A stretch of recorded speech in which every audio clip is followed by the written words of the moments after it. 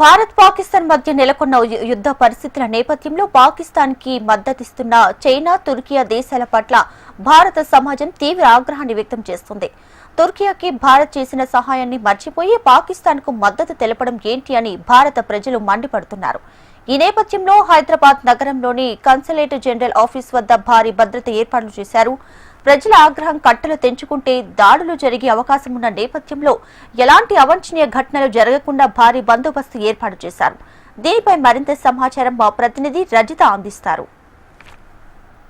India Pakistan మధ్య నెలకొన్న ఉద్రిక్త పరిస్థితుల నేపథ్యంలో ప్రపంచ దేశాలన్నీ కూడా భారత్కి మద్దతుగా నిలుస్తుంటే రెండు దేశాలు మాత్రం పాకిస్తాన్ పంచెన చేరాయి. చైనా, టర్కీ మద్దతుతో పాకిస్తాన్ భారత్ పైన అంటే భారత్ ఆర్మీ స్థావరాలు, భారత్ జన నివాసాలే లక్ష్యంగా కూడా పాకిస్తాన్ భారత్ పైన దాడులకు తెగబడుతోంది.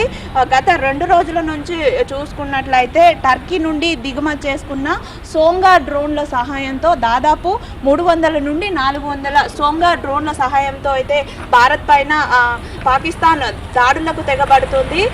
అయితే టర్కీ కూడా అంటే 2023లో టర్కీలో భూకంపం వచ్చినప్పుడు ఆపరేషన్ దోస్త్ పేరిట టర్కీకి భారత్ స్నేహ హస్తాన్ని అందించింది. తిన్నింటి వాసాలు లెక్క పెడుతున్నటువంటి చందాన ఇప్పుడు టర్కీ ఇలాంటి క్లిష్ట సమయాల్లో పాకిస్తాన్ పంచన చేరడం పట్ల భారత సమాజం అంతా కూడా ఆగ్రహాన్ని వ్యక్తం చేస్తూ ఉంది. టర్కీలో భూకంపం సంభవించినప్పుడు ఎంతో సహాయం భారత్ నుండి టర్కీ పొందింది. దీంతో పాటు టూరిజం పరంగా కూడా భారత్ ఎప్పుడు టర్కీని సహాయం చేస్తుంది. కానీ అటువంటి టర్కీ దేశము ఇప్పుడు పాకిస్తాన్ పంచన చేరడం పట్ల కూడా ఈ భారత సమాజం అంతా ఆగ్రహం వ్యక్తం చేస్తుంది.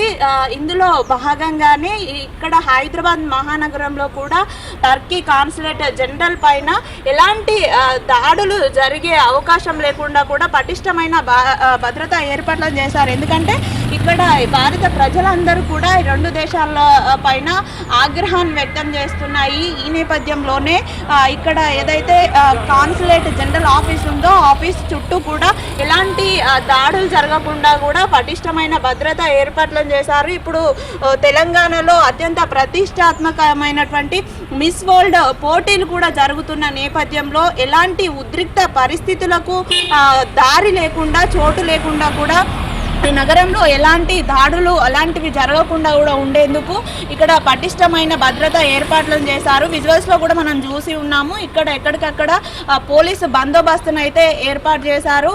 మొత్తంగా చూసుకున్నట్లయితే ఇండియా పాకిస్తాన్ నడుమ నెలకొన్న ఈ ఉద్రిక్త పరిస్థితుల నడుమ ఇక్కడ ఎలాంటి అవాంఛనీయ సంఘటనలు జరగకుండా ముఖ్యంగా టర్కీ దేశం పట్ల ప్రజల్లో ఉన్నటువంటి ఆగ్రహం కట్టలు తెంచుకునే అవకాశం కూడా ఉన్న నేపథ్యంలో ఎలాంటి దాడులు కానీ ఉద్రిక్త పరిస్థితులు కానీ జరగకుండా ఉండేందుకైతే ఇక్కడ పటిష్టమైన భద్రతా ఏర్పాట్లను చేశారు. ఓవైపు మిస్ వరల్డ్ పోటీలు జరుగుతున్న నేపథ్యంలో ఎలాంటి అవాంఛనీయ సంఘటనలు జరిగినా కూడా అది మనకు ఒక తీరని మచ్చగా మిగిలిపోతుంది. కాబట్టి అలాంటి సంఘటనలు ఏవి జరగకుండా కూడా పటిష్టంగా ఇక్కడ అన్ని ఏర్పాట్లను చేశారు. వీడియో జర్నలిస్ట్ రామకృష్ణతో రజిత, హెచ్ఎం టీవీ, హైదరాబాద్.